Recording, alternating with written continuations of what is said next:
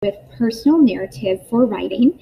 And if you remember, personal narratives are all about telling stories about events that happen in your own life.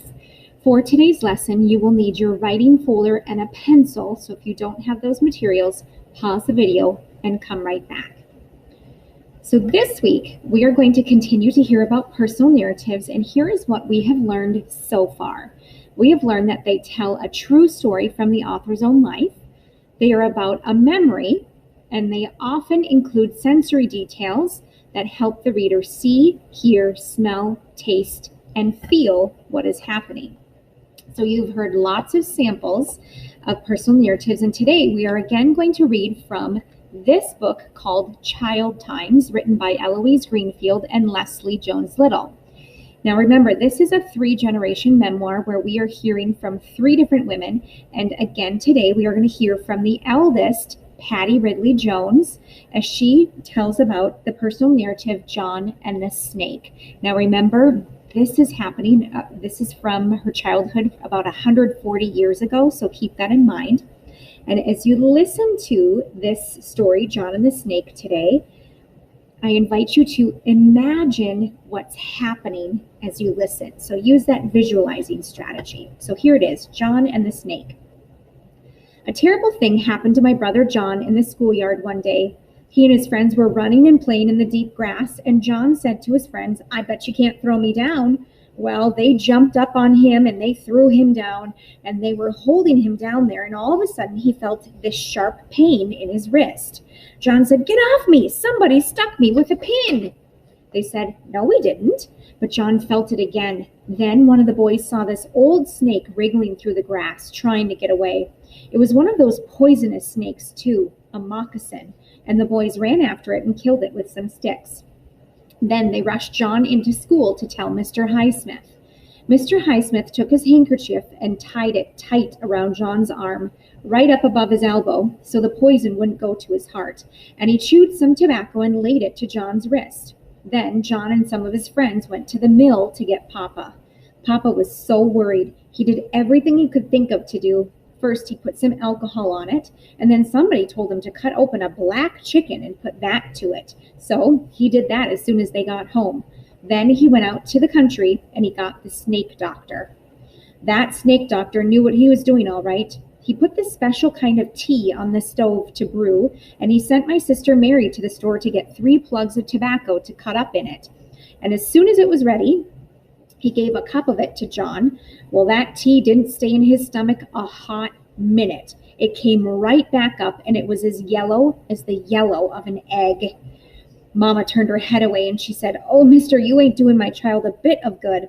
But the doctor gave John another cup, and the same thing happened. We waited for the 3rd cup to come back up, too, but it didn't. So the doctor said all the poison was out of John's body. I looked at my brother lying in that bed, and I just knew he was going to die.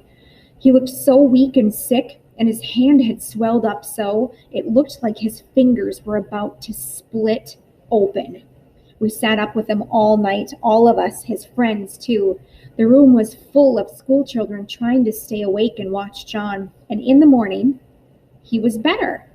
That doctor sure had known what he was doing. John stayed in bed for about a week, and he had to sit around the house for 2 or 3 more weeks. Then he was well enough to go back to school, but you could still see the print of those 2 holes on his wrist where the snake had punched its fangs in. All the children wanted to get a look at them, and John didn't mind a bit showing them off. So there it was, John and the Snake. Now in this story, Patty Ridley Jones is describing an incident. What incident is she describing? As I'm sure you can recall, she's describing the time that her brother got bit by a snake and he almost died. Now, I know this incident didn't happen personally to Patty, where she was the one that got bit by the snake, but it still was a big event in her life because it happened to her whole family and was really scary. So she chose to write about that. Now I want you to think about, I had asked you to visualize or imagine what you were picturing during this story. What did you see in your mind? Pause the video and think about what you were visualizing. For me, what really stood out to me is I was visualizing the friends wrestling around in the grass and John's face when he got hurt and he got the fangs in his wrist. I was also thinking about and really visualizing the part where he was drinking that tea and he kept throwing it up, and thinking about how gross that was, especially when they said the mama had to turn their head away. Now think about this. Good writers of personal narratives get their senses involved. What senses did you imagine using? Pause the video and think about that. For me, my sense of sight was involved a lot. The part that really stood up to me is when Patty was describing what his throw up looked like, which is really gross. But she said it was yellow as the yellow of an egg. So that really helped me see what she was picturing. And then there was another part where she described that his fingers were so swollen, it looked like they were about to split open. And that helped me get my sense of sight involved too, thinking about what that looked like. So now it's your turn to think about your own life. What is one interesting incident from your life that you could write about? I'd love for you to open up your ideas section of your writing folder and start to list out some ideas. They could be things that happened to you personally or a family member. Pause the video and come back after you have a few things in that section. Now, some third graders like to write about things that have happened to themselves, like maybe a time that you broke a bone or had to get stitches or got a big cut or something like that. If I were to write about that, I would write about the time I went rollerblading down a really steep hill and I wasn't very good at stopping and I got hurt pretty badly. Other third graders have success writing about times that something interesting happened to a family member, that it kind of impacted their life. So for me, if that were me, I would write about the time that my daughter Paige had to go to the emergency room because she was having seizures, and it actually happened a couple of times. So those are those things that I could write about. So here's your challenge right now. We are going to head into a writing session. And I would like you to write for 15 minutes. So that means I want you to find a timer or use the clock on your Chromebook and mark when 15 minutes would be, or keep track of that.